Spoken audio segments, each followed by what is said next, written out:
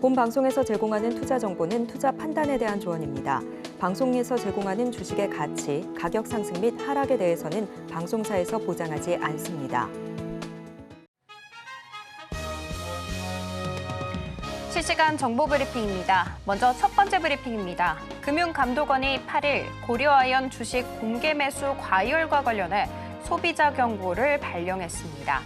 지난달 19일부터 이 거래일을 제외하고 70만 원대를 기록하고 있는 고려아연 주가가 급락할 수 있으니 정보를 충분히 확인 후 투자하라는 게 금감원 측 입장입니다.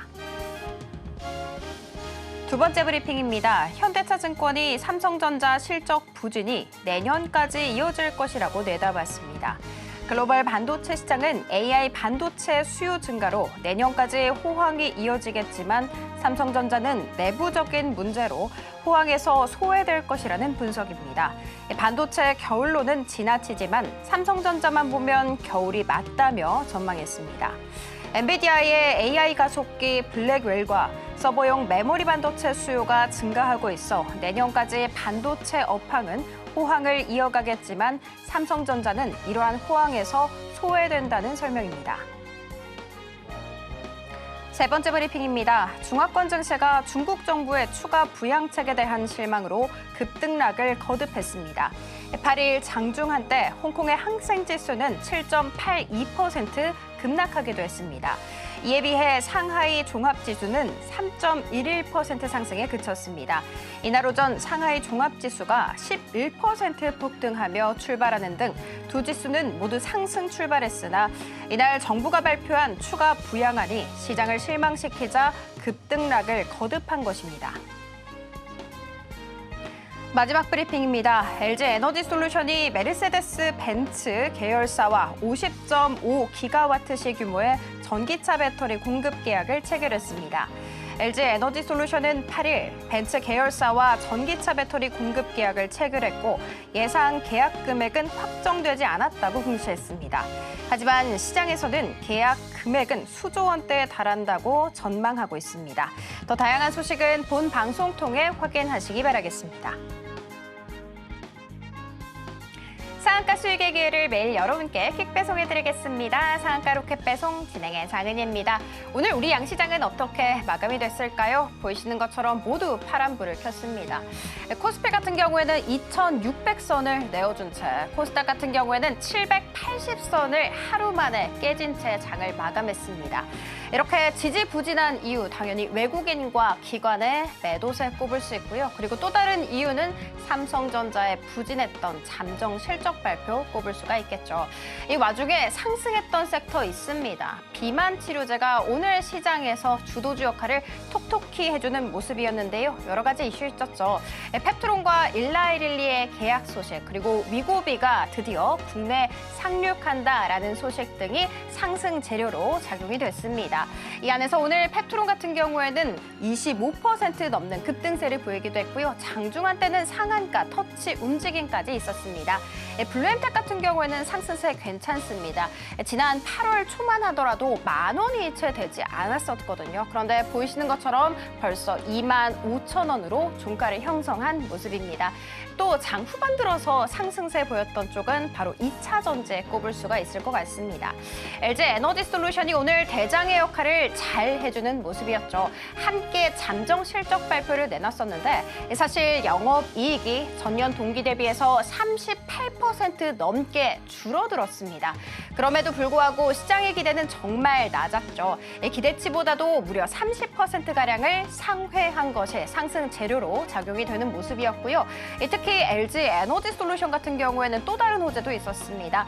벤츠 쪽 이야기였는데요. 이 벤츠 쪽에 전기차 배터리 공급한다라는 이야기 받아가면서 4% 가깝게 상승 그리고 함께 관련주로 엮인 알맥과 같은 종목들은 10% 가깝게 상승세 그리면서 장을 마감했습니다.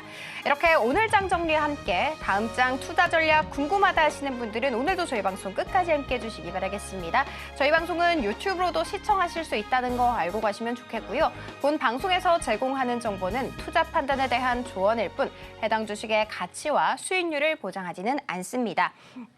저희 서울경제TV는 자본시장통합법을 준수하고 있습니다. 1:1 투자 상담이나 유사 수신 행위 등 모든 불법사항 엄중하게 금지하고 있고요. 서울경제TV, 서울경제신문은 당사의 브랜드입니다. 기타 유사 브랜드에 유의하시기 바라겠습니다. 자, 그렇다면 본격적으로 상한가 로켓 배송 출발합니다.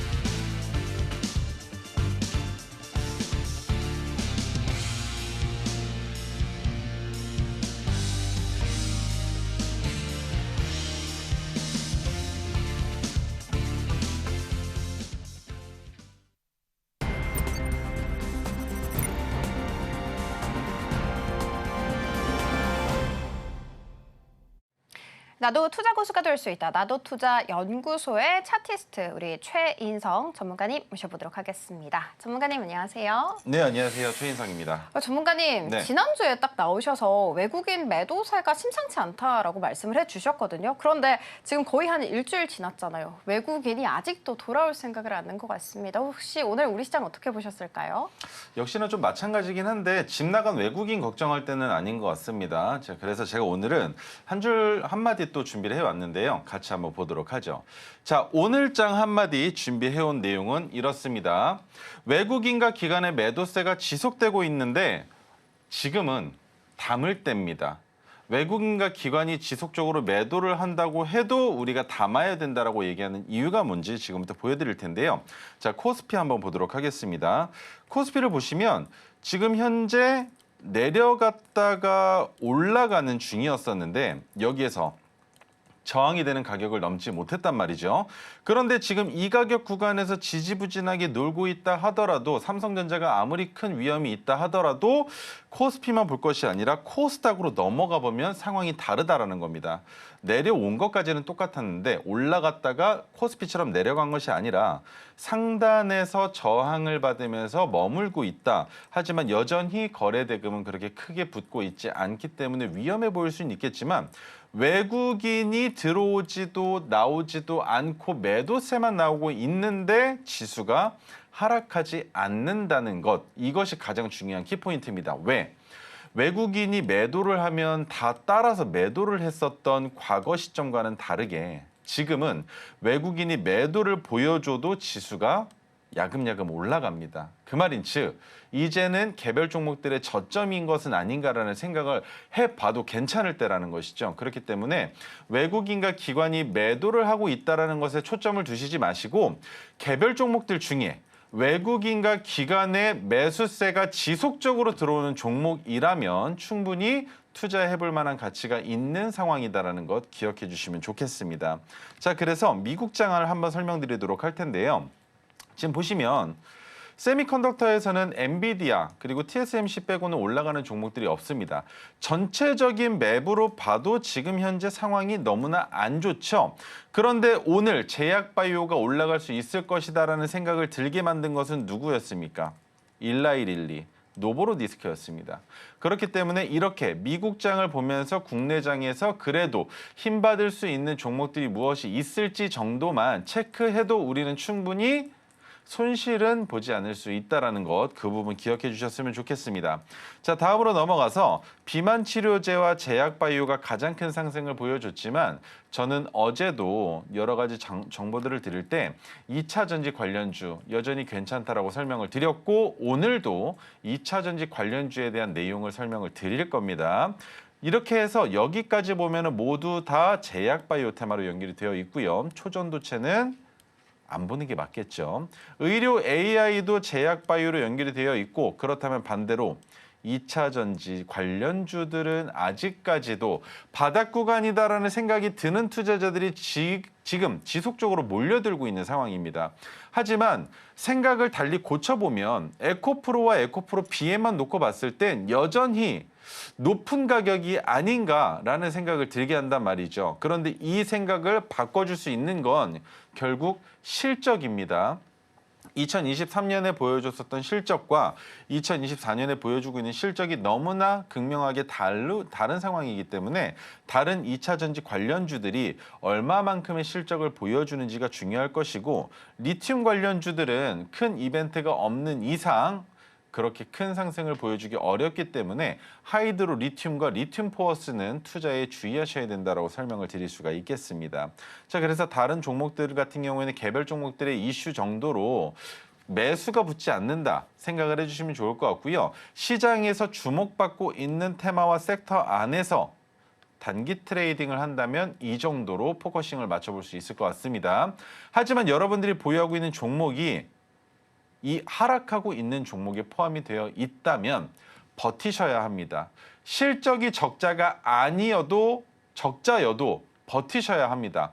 그런데 적자일 경우에 버틸 수 있는 근거를 만들어야 되겠죠. 예를 들면 지금부터 볼 수 있는 사업 뭐가 있습니까? 잠깐 빼꼼히 고개를 들었다가 다시 들어간 테마가 하나 있습니다. 바로 카지노 관련주죠. 광군제가 얼마 안 남았습니다. 그래서 카지노 관련주들에 대한 또 열풍이 불러올 수 있다는 점. 그렇다면 그것과 더불어 같이 오는 게 뭐가 있겠습니까? 작년에도 마찬가지였습니다. 올해도 마찬가지일 겁니다. 화장품 관련주 매출 증가될 수 있다라는 뉴스가 도배되기까지 며칠 안 남았다라는 거죠. 그렇기 때문에 화장품 관련주 또 한 번 시세를 분출할 가능성이 있다. 그렇다면 제약바이오가 그만큼 더 힘을 쓰기 위해선 지수가 지금처럼 올라가는 것이 아니라 오히려 눌려주면 너무 좋을 텐데 올라간다 할 경우에는 그렇게 큰 상승을 보여주지 못할 가능성 있겠지만 그렇다 하더라도 광군제에 대한 이벤트까지는 매크로적인 이슈로 투자를 이어나가 볼 수 있다는 점 기억해 주시면 좋겠습니다. 이상입니다. 네, 외국인과 기관의 매도세 너무 걱정하지 말고 지금이 바로 매수 타이밍이다라고 말씀을 해주셨습니다. 그러면 우리는 또 궁금하죠. 어떤 섹터, 어떤 종목을 다음 장에 눈여겨봐야 할까? 자, 그러면 바로 우리 전문가님 통해서 살펴보도록 하겠습니다. 전문가님, 네. 다음 장에 관심 둬야 할 쪽이 있을까요? 관심 두셔야 될 종목들이 있죠. 제가 오늘은 세 가지로 나눠왔습니다. 자, 첫 번째는 2차 전지 쪽이라는 얘기를 별로 좋아하지 않지만 2차 전지 그리고 전기차 관련주에 대한 종목들을 설명을 드릴 거예요. 두 번째는 무엇이 있느냐? 역시나 제약바이오 설명을 드릴 겁니다. 그 밖에 광고 관련주, 영상 컨텐츠 관련주 뭐 여러 가지 종목들이 혼합되어 있는 그 밖의 종목들까지 설명을 드릴 텐데 자, 첫 번째 전기차와 2차 전지 관련주 한번 보여드리도록 하겠습니다. 지금 보시는 바와 같이 LK 삼양 또 나왔습니다.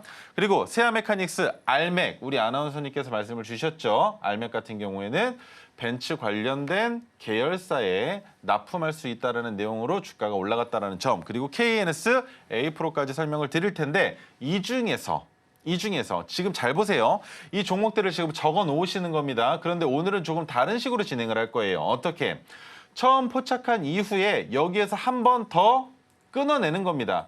옥석 가리기를 하는 것이죠. 제가 지금부터 설명드릴 종목들 중에 몇 종목이나 옥석 가리기가 되는지 한번 같이 지워나가 보시면 좋을 겁니다. 자, 두 번째 제약바이오 보여드리도록 하겠습니다. 제약바이오 같은 경우는 레이, HL사이언스, 대웅, 나노엔텍, 보령, 청담글로벌 그리고 여러분들께 여러 번 진입 시점과 익절 자리를 드렸었던 대봉 LS까지 설명을 드릴 예정입니다. 그래서 이 종목들도 같이 한번 적어 놓으시면 좋을 것 같아요. 이렇게 적어 놓으시고 그 다음에 시장에서 지금 제가 설명드린 것처럼 제약바이오나 아니면 전기차 혹은 2차 전지 관련주들이 내일 힘을 쓰지 못하게 될 경우에는 개별 종목들의 이슈가 불거지면서 수급이 꼬이면서 주가가 올라갈 수 있는 그 밖의 종목들 설명을 드리도록 하겠습니다. 첫 번째, 그린 리소스 있고요. 두 번째, 플레이디. 세 번째, 해성 에어로보틱스. 그리고 키스트, 하나 갤러리아까지 설명을 드릴 수 있을 겁니다. 이 중에서도 옥석 가리기가 되는지 지금부터 같이 한번 차트를 보면서 설명을 드려보도록 하겠습니다. 전기차 같은 경우에는 5종목으로 추려졌습니다. 장기 차트로 볼 것이 아니라 단기적으로 지금 현재 상황에서 주가가 어떻게 될지를 봐야 되니까 첫 번째는 LK 삼양이 나올 거고요. 두 번째 세아 메카닉스 그리고 알맥과 KNS 그리고 에코프로까지 설명을 드릴 텐데 여기에서 여러분들께 항상 주의하라고 설명드렸던 부분이 있습니다. 종목을 검색했을 때 그 종목이 600거래일이 넘었느냐 안 넘었느냐만 보는 거예요. 그렇다면 LK 삼양은 넘어갔죠. 600거래일 이상입니다. 자, 두 번째, 세아 메카닉스도 마찬가지로 600거래일이 넘었습니다. 그렇다면 알맥은요.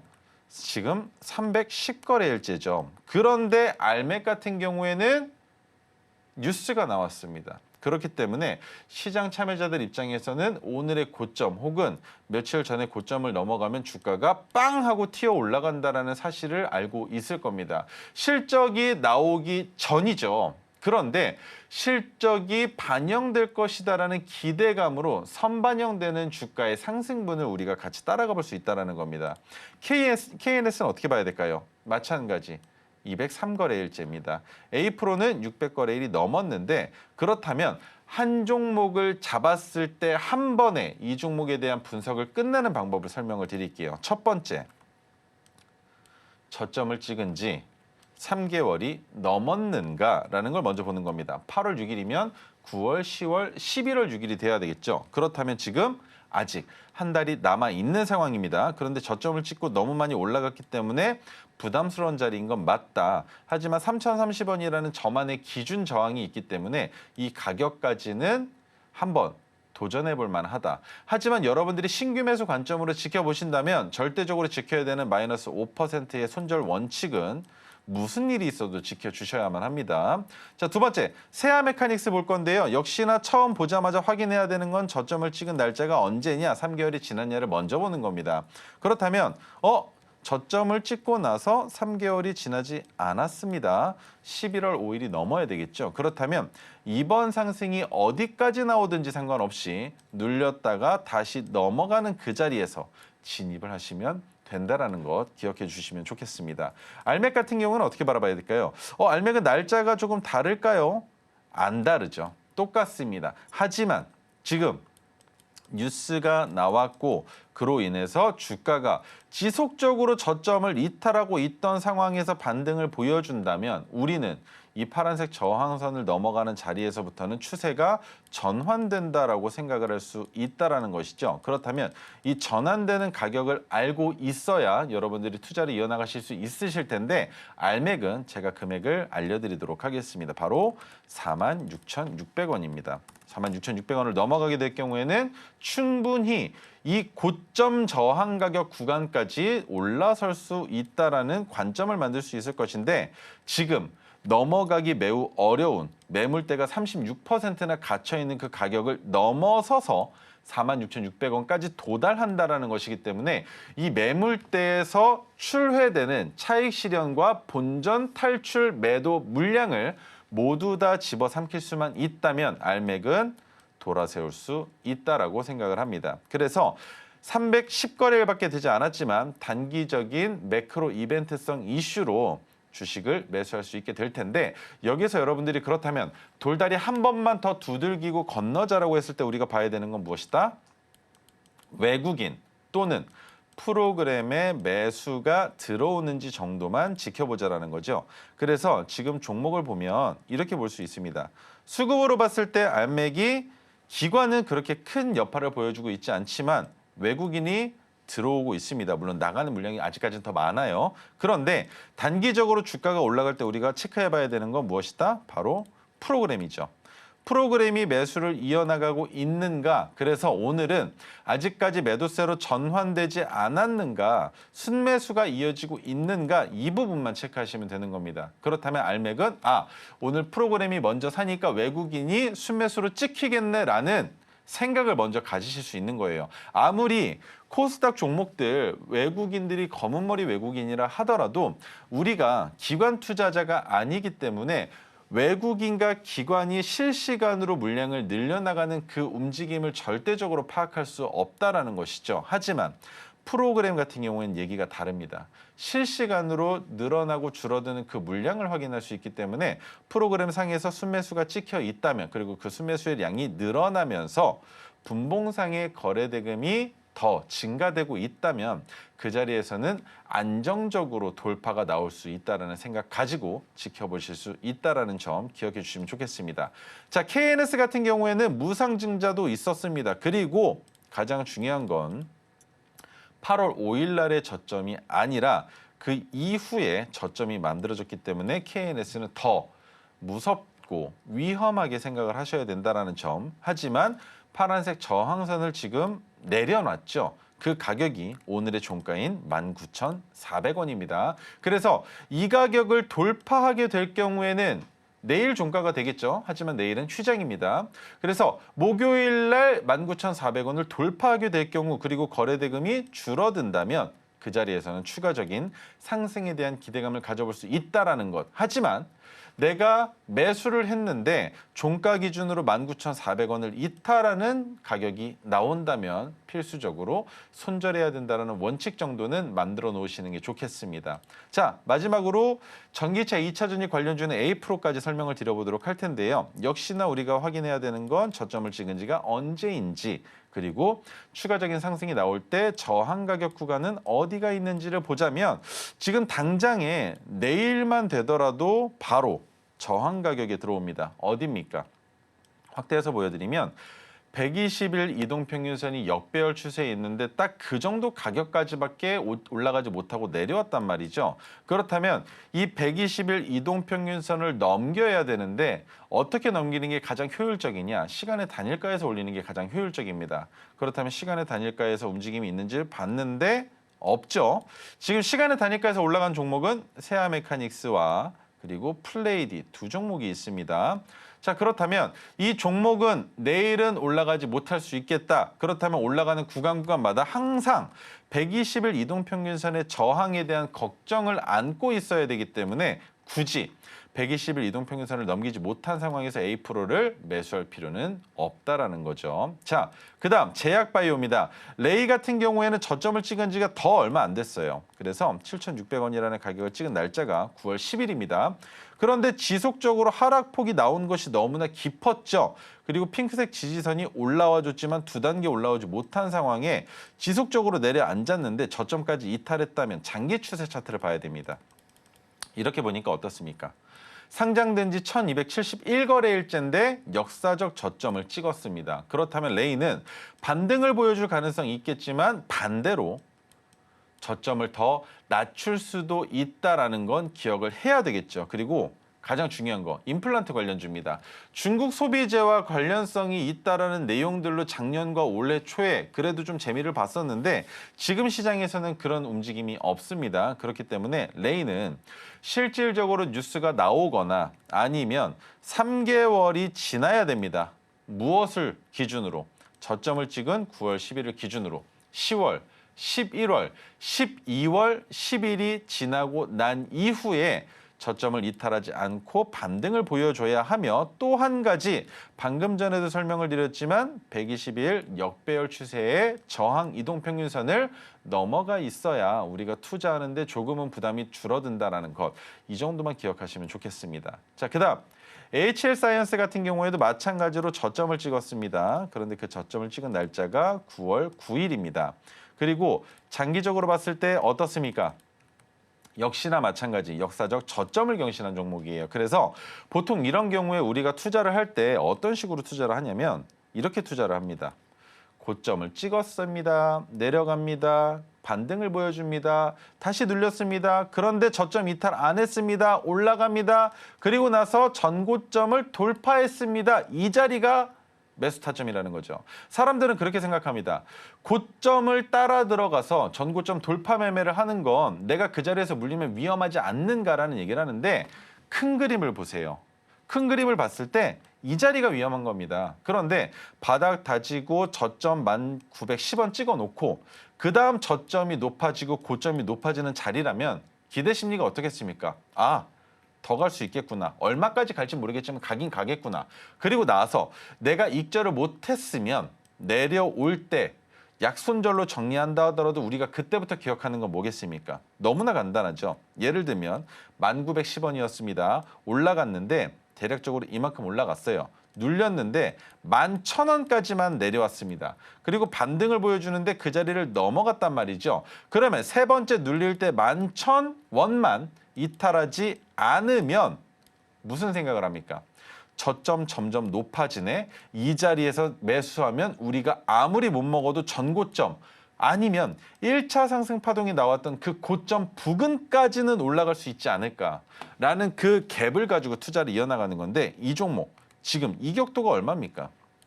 엄청 큰 상황이에요. 그래서 3개월만 지나면 우리 충분히 지금 HL 사이언스는 투자해볼 만한 가치가 있다라는 거 기억해 주시면 좋을 것 같고요. 한 가지만 더 체크해 드리도록 하겠습니다.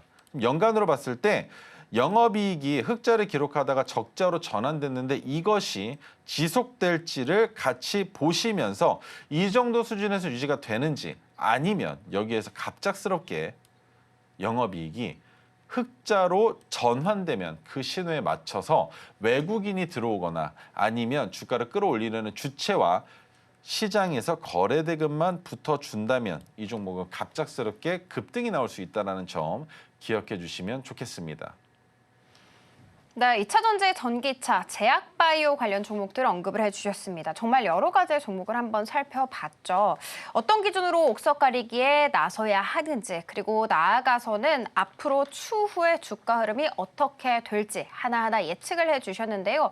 그러면 우리는 좀 궁금하죠. 대체 어떤 것을 기반으로 해서 저렇게 알아갈 수 있을까?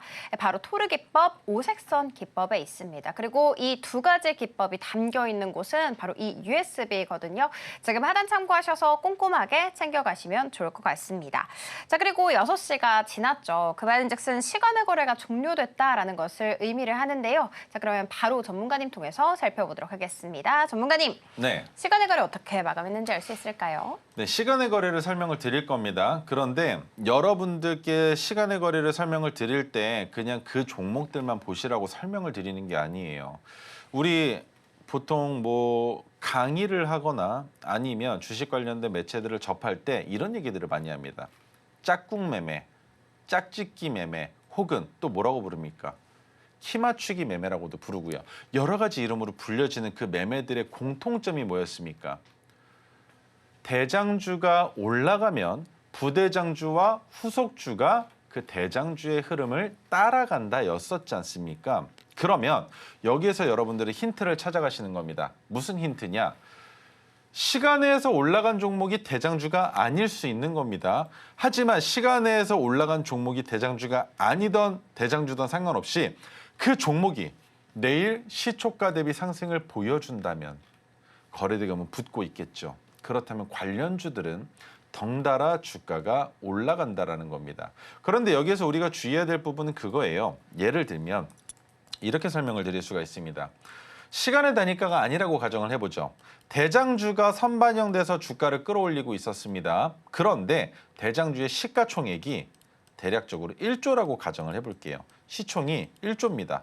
그런데 1조인 기업이 지금 5%가 올랐어요. 그러면 얼마가 올라간 겁니까?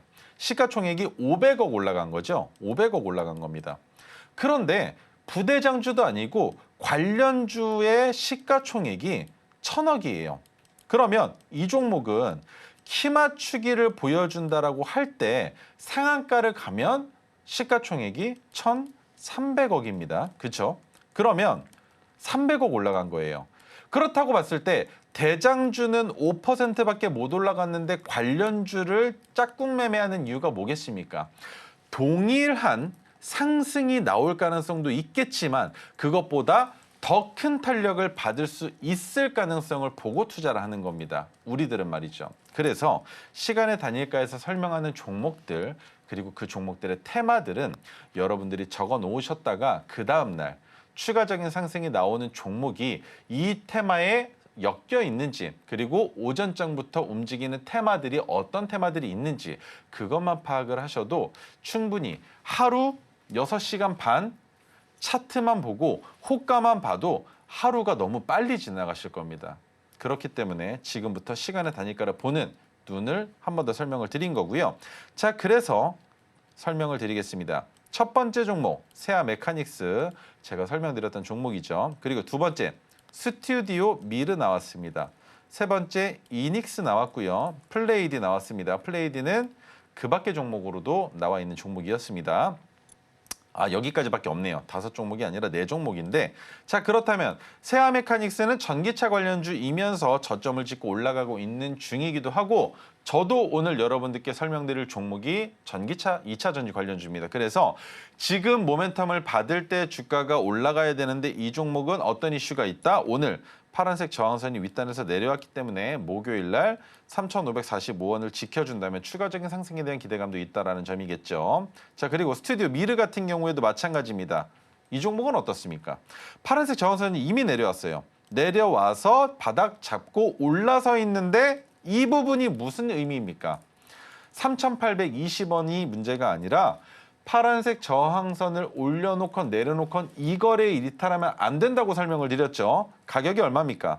4,000원입니다. 라운드 피겨네요. 그러면 이 4,000원만 지켜주면 된다라는 관점인데 시간의 단위가 얼마입니까 지금? 같이 한번 보죠. 얼마에 끝났습니까? 4,070원입니다. 그렇다면 목요일 날 4,070원으로 갭이 떠서 시작하는 것까지는 알겠습니다. 그렇다면 우리가 여기서 주목해야 되는 건 전고점이 되는 오늘의 고점이 4,215원을 넘어가면 목요일 날 위로 슈팅이 나올 수 있는 것이겠고요. 반대로 한 가지만 기억하면 되는 겁니다. 종가 기준으로 4,000원만 이탈하지 않는다면 역시나 스튜디오 미르는 영상 콘텐츠 관련주로서 아직까지 힘이 빠지지 않았고 저점 찍고 추가적인 반등에 대한 기대감이 있으며 여기에서 우리가 주목해야 되는 것도 뭐다? 120일 이동평균선의 역배열을 돌파하는 자리가 된다라는 그래서 스튜디오 미르는 목요일 날이 매우 중요한 자리가 될 것이다라는 점입니다. 자, 그다음 이닉스 볼 텐데요. 이닉스 딱 보는 순간 여러분들 이미 눈에 들어오는 거 2가지 뭡니까? 첫 번째 저점 찍은 지 얼마 됐느냐 그리고 두 번째 상장된 지 얼마 됐느냐 그렇다면 상장된 지 얼마 안 됐으니까 여기 나와 있는 매출액과 영업이익은 신뢰도가 매우 적겠죠. 그렇다면 우리가 여기서 주목해야 되는 거 내가 만약에 이 종목을 진입한다면 필수적으로 지켜져야 되는 손절 가격은 8,750원 하지만 어디에서 진입하느냐가 중요하겠죠. 바닥 따졌습니다. 1차 상승 파동이라고 생각 못하죠. 그런데 내려오면서 핑크색 지지선이 지지되고 이 자리를 넘어가면 여기 진입해 볼 수 있지 않겠습니까? 그 가격 얼마입니까? 17,580원입니다. 파란색 저항선을 넘어가는 가격이 되겠죠. 왜? 매물대를 봐도 답이 나옵니다. 이 매물대 33%나 되는 매물대를 다 소화하고 이 자리를 돌파한다라는 건 저점도 높였고 고점도 높이는 형국을 만들 수 있는 종목이 된다는 점입니다. 그래서 이닉스 전기차 관련주로서 충분히 지켜볼 가능성 있다라는 점 기억해 주시면 좋겠습니다. 자, 마지막으로 플레이디 설명을 드릴 텐데요. 플레이디 같은 경우에는 너무나 좋은 위치죠. 첫 번째 4,000원까지 주가가 내려왔었던 건 작년 10월 30입니다. 그리고 이 종목은 박스권에 갇혀 있는 종목이에요. 그렇죠? 그러면 여기가 박스권이 맞는 것인가 늘려보면 답이 나오겠죠. 상장된 지 1,126거래일째인데 이 종목의 박스권이 지금 눈으로 봐도 어디입니까? 이 가격 구간에서는 확인이 안 됐을 겁니다. 하지만 여기까지 내려오는 순간 여기가 박스권이구나 라는 생각을 할 수 있다는 말이죠. 다시 확대해서 보여드리겠습니다. 이렇게 봤을 때 이 종목 어디까지는 반등이 가능합니까? 이 자리겠죠. 그런데 파란색 저항선이 내려왔어요. 그러면 핑크색 지지선이 올라오는 이 자리가 매수가입니다. 맞죠? 그러면 여기가 매도가였을 겁니다. 그렇죠? 그런데 파란색 저항선이 또 내려오면 이 자리 뭡니까? 여기에서 매수했어도 매도해야 되는 자리가 된다는 거 이해가 가시죠? 그런데 1차 분할 매도가 오늘 종가인 6,300원에 끝났다면 우리 무엇만 기대하면 됩니까? 목요일 날 종가가 6,300원보다 높으면 남은 물량 지켜볼 수 있는 겁니다. 그리고 신규 투자도 가능해집니다. 원칙 한 가지만 지켜주신다면 말이죠. 마이너스 5% 하락할 때 손절한다라는 그 원칙 말입니다. 왜? 우리는 이 종목이 어디까지 올라갈지 이미 알고 있잖아요. 그 박스권의 고점까지 올라갈 수 있다. 여기까지 못 올라가도 이 정도까지는 올라올 수 있다. 그래, 내가 진짜 욕심 버리면 파란색 저항선 가격 얼마? 7,270원까지는 올라올 수 있지 않을까? 왜? 이 종목의 박스권이 어디니까? 여기기 때문이겠죠. 그래서 플레이디는 관심 종목에 넣어 놓으시고 지속적으로 지켜보셔야 될 것이다라는 점까지 설명드리도록 하겠습니다. 네, 6시에 마감을 했던 시간의 거래까지 한번 살펴봤습니다. 방금 보신 종목들 관심 종목에 넣어두시고 다음 거래일 주가 향방 잘 체크하시면 좋을 것 같습니다. 저희는 잠시 후에 우리 전문가님께서 직접 들고 오신 로켓 배송 종목으로 돌아오도록 하겠습니다.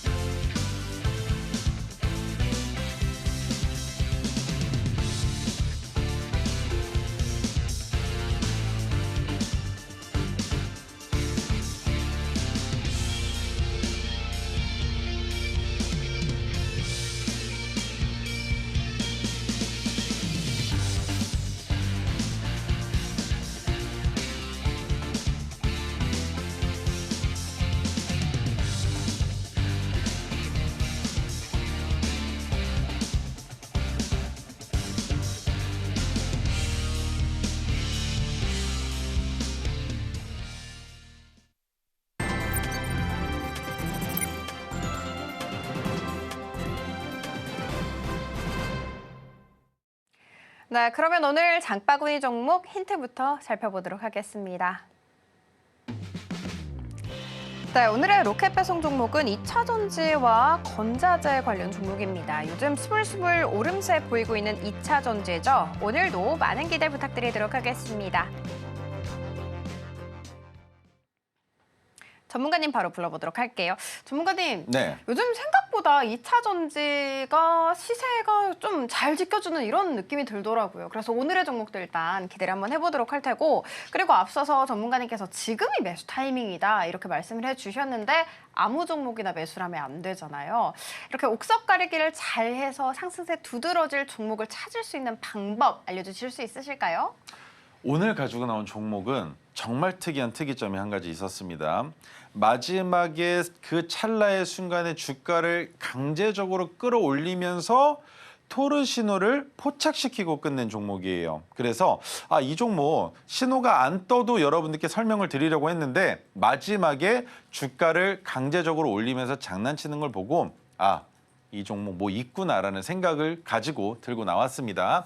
그 이전에 방금 전에 플레이디 설명을 드릴 때에도 말씀을 드렸지만 여러분들께서 가장 주의하셔야 되는 건 한 종목에 들어가서 오래 머무른다라는 게 중요한 것이 아니라 한 종목에 들어가더라도 수익 구간에서 오래 머무르는 게 가장 중요하다는 겁니다. 그래서 파란색 저항선은 매도 가격이라고 설명을 드립니다. 그리고 매수 가격은 핑크색 지지선인데 핑크색 지지선보다 더 확실한 건 핑크색 지지선이 올라올 때 잡는 겁니다.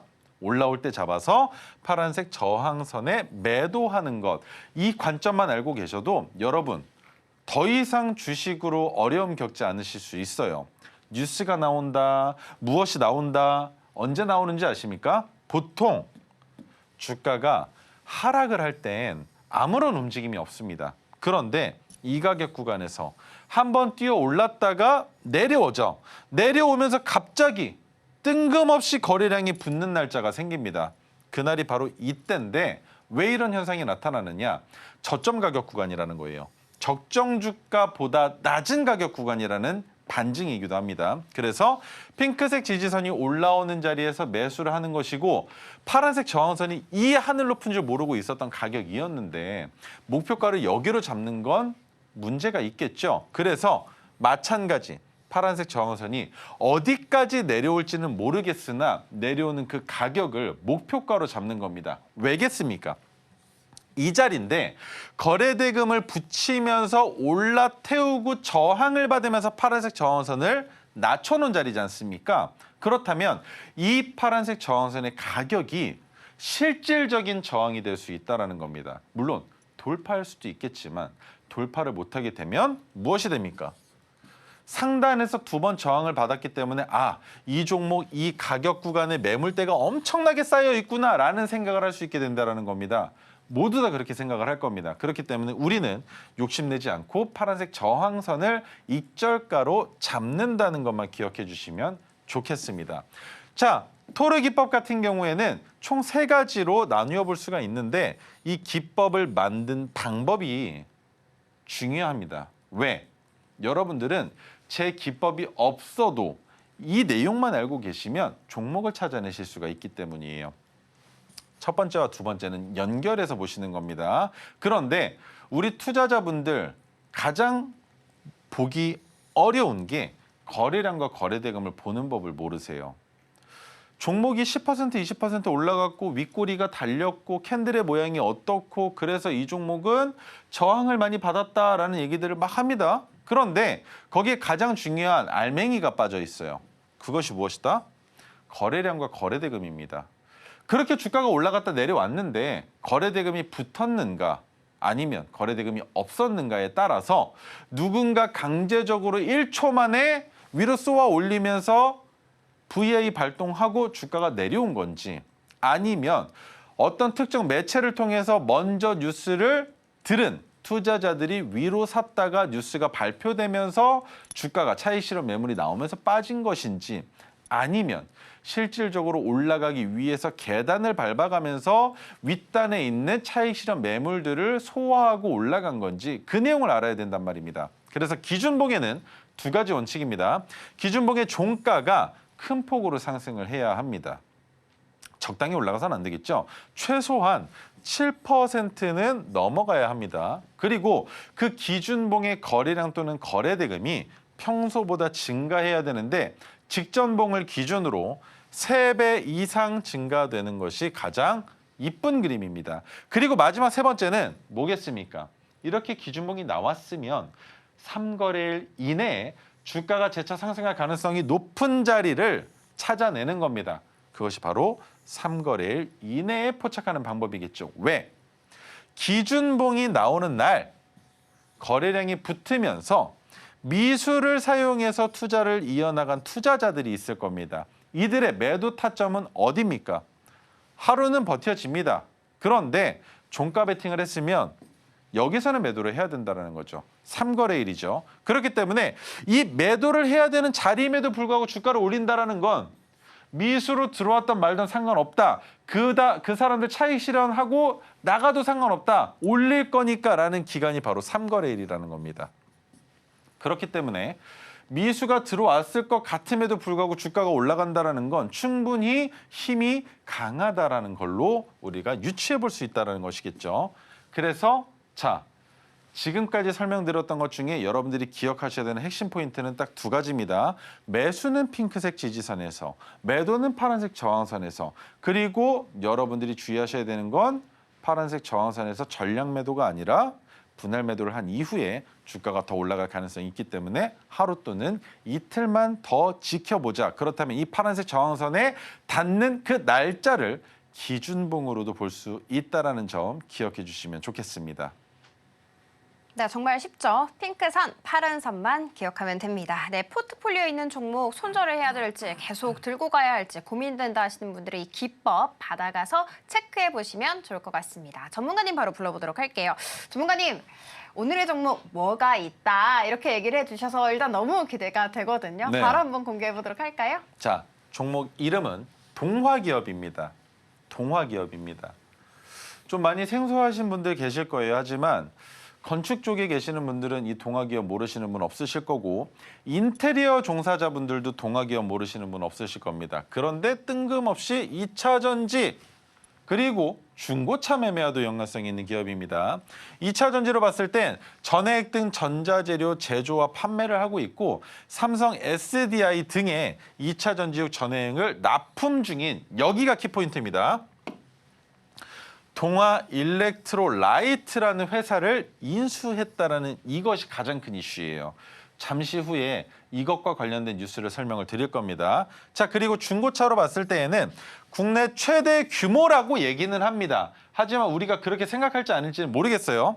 엠파크를 운영하고 있는 기업이기도 합니다. 자, 그렇다면 다음 장으로 한번 넘어가 보죠. 리모델링 관련해서는 PB, 파티클보드와 MDF 제조 판매업을 하고 있고 동아기업 자체가 목재 가공업을 주 사업으로 영위하는 겁니다. 그렇다면 2차 전지와 전기차 관련주는 우리가 뭘로 봐야 되겠습니까? 기업을 인수해서 자회사로 놓고 사업 영역을 확장했을 뿐 근본은 목재 가공 제조 판매업이라는 겁니다. 국내 최초로 강화마루 생산을 시작을 했고요. 그리고 국내 강화마루 업계에서 1위 기업이다라는 얘기가 나오고 있는데 어떻게 보면 좀 철이 지난 것 아닌가. 요즘에 누가 강화마루를 써 대리석을 쓰지라는 분들 계실 겁니다만 패션도 마찬가지, 가구 인테리어도 마찬가지. 트렌드에 따라서 돌고 돕니다. 그렇기 때문에 우리가 동아기업을 바라볼 때 가장 중요하게 바라봐야 되는 건 그래서 매출이 어떻게 되고 있는지를 보는 거예요. 하지만 제가 지금 말씀드리겠습니다. 동아기업 올해 매출 별로 좋지 않습니다. 작년까지는 괜찮았습니다. 하지만 앞으로 성장할 가능성이 너무나 높은 기업이다라는 거죠. 그 근거도 설명을 드릴 겁니다. 그 전에 이 동아기업에서 2차 전지 사업에 들어가게 된 이유, 어떤 기업을 인수했다고 말씀드렸습니까?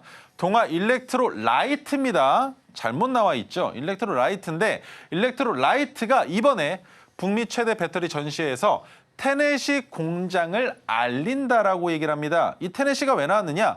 동아일렉트로라이트가 지금 테네시에 공장을 만들어놨기 때문이겠죠. 자, 그런데 동화기업의 2차 전지 소재 계열사인 동아일렉트로라이트가 참가를 하는데 배터리쇼는 더 배터리쇼입니다. 더 배터리쇼는 북미 최대 규모의 배터리 산업 전시회라는 거죠. 보통 이런 전시회가 열릴 때 기업들은 무슨 업무들을 봅니까? 우리 회사를 알려야 되죠. 그렇다면 그 전시회에 온 다른 계열사들도 있을 것이고 그 배터리 사업을 하고자 하는 계열사, 기업들의 총수들도 방문을 할 겁니다. 그들에게 알리는 겁니다. 무엇을?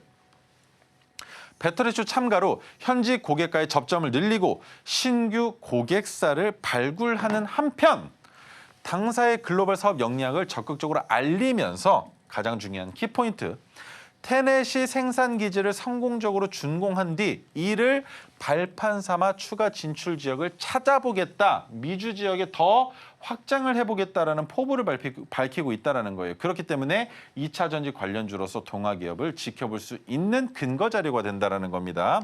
자, 그렇다면 넘어가서 동화기업은 말이죠. 상장된 지 7,090거래일이나 됐습니다. 1996년에 상장이 됐습니다.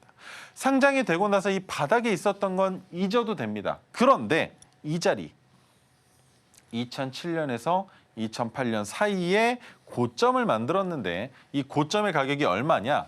12,517원 액면 분할이 됐기 때문에 가격이 이렇게 나옵니다. 그런데 이렇게 가격을 찍어놓고 나서 주가가 눌렸다가 돌파가 나오고 눌렸다가 돌파가 나왔는데 이때가 뭡니까? 전기차 또는 2차 전지 관련된 시기가 아니었습니다. 맞죠? 그런데 또 한 가지. 코로나 시국에 리모델링 인테리어 관련된 거기에다가 심지어 중고차 매매 단지라는데 이게 말이 되나라는 생각들을 많이 하실 거예요. 말이 되든 안 되든 우리는 이거 보고 있는 게 아닙니다. 우리가 지켜봐야 되는 건 무엇이다? 그래서 주가가 내가 지금 매수하는 가격이 고점인지 저점인지만 보는 거예요. 이렇게 보면 어떻습니까? 낮은 가격이라고 생각을 할 수 있겠죠. 왜? 이 가격은 이제 12,517원은 저점이 됐으니 지지선이 됐으니 올라태운 만큼 이 자리에선 지지가 되고 반등을 보여줄 가능성이 높다라고 보는 거죠. 거기에 600일 차트로 봤을 땐 저점을 찍은 지가 얼마 안 됐는데 여기에서 위험하게 투자를 이어나갈 수 있겠는가라고 질문을 주실 텐데 전 이걸 본 겁니다. 토르 신호가 포착이 됐는데 눌렸습니다.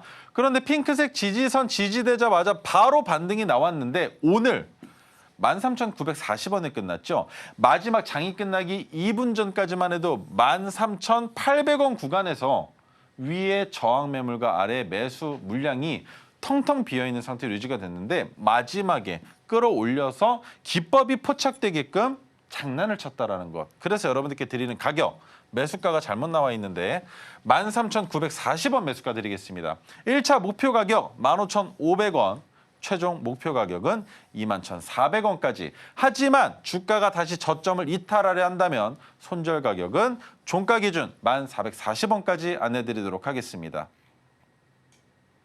네, 오늘의 종목까지 한번 살펴봤습니다. 소문을 사서 뉴스에 팔라라는 말이 있는데요. 요즘은 그 소문도 상당히 늦은 거 알죠? 소문보다 빠르고 확실한 토르 기법, 오색성 기법에 사서 잘 팔아보는 것은 어떨까요? 저희가 준비한 소식은 여기까지입니다. 본 방송에서 제공하는 정보는 투자 판단에 대한 조언일 뿐 해당 주식의 가치와 수익률을 보장하지 않는다는 거 말씀드리도록 할게요. 자, 그러면 저희는 다음 이 시간에 찾아오도록 하겠습니다. 오늘도 시청해주셔서 감사합니다.